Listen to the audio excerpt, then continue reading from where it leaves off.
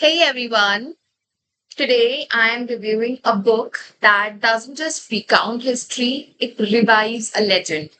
A book that echoes with the roar of resistance, honor, and bravery. I am talking about The King Shivaji Chronicles, Resurgence of Oppressed by Sandeep. Now, this isn't just another historical retelling, it's a tribute to one of the greatest warriors India has ever seen, Chhatrapati Shivaji Maharaj. And trust me, if history ever felt dry or one sided to you, this book is going to change that forever.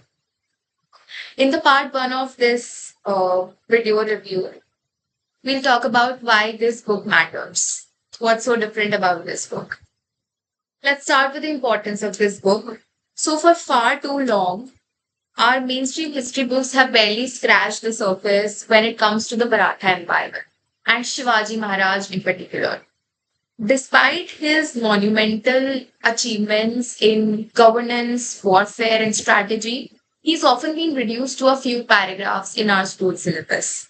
But this book reclaims that space. It centers Shivaji not just as a regional hero, but as a national icon, a visionary who stood against tyranny, who believed in Swarajya, in justice, and in empowering the people. The author Sandeep's voice in this book is clear that it is not a passive retelling, it is an act of historical justice. It's a call to remember, to honor, and to learn from a past that has been too often ignored in our country. Now, in the part two of the review, I want to talk about that what the book offers. So, this book is around 300 pages long, but don't let that intimidate. The language is very simple, very powerful, and engaging. It reads like a story and not a lecture. I would say it's more like a movie. You feel like you're reading a cinema.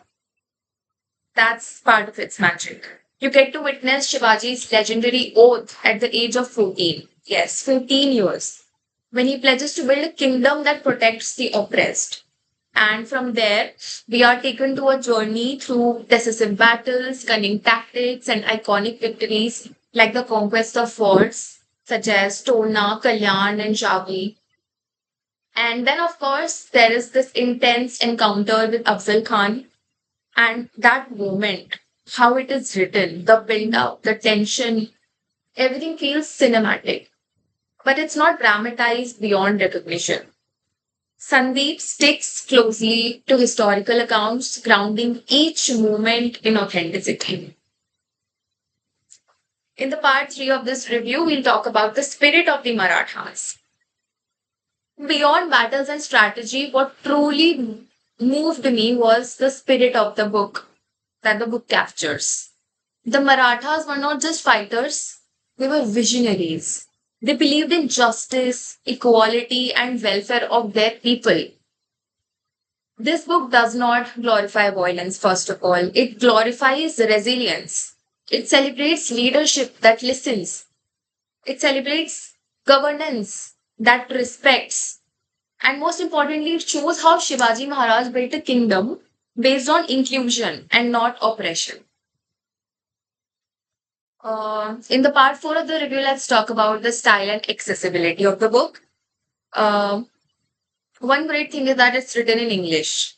That might sound like a very small detail, but it's huge because now this story, a story that deserves to be global, can reach audiences far beyond just Maharashtra or just India.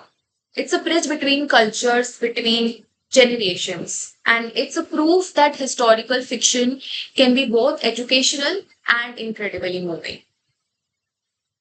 Now, in the part five, why you should read this book. Because we live in a time where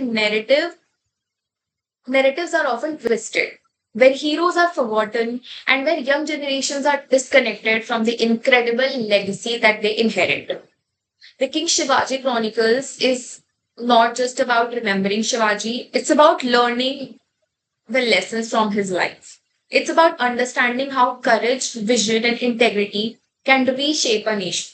It's about being reminded that the roar of the lion still echoes and that we can all draw strength from it in our own time, in our own lives.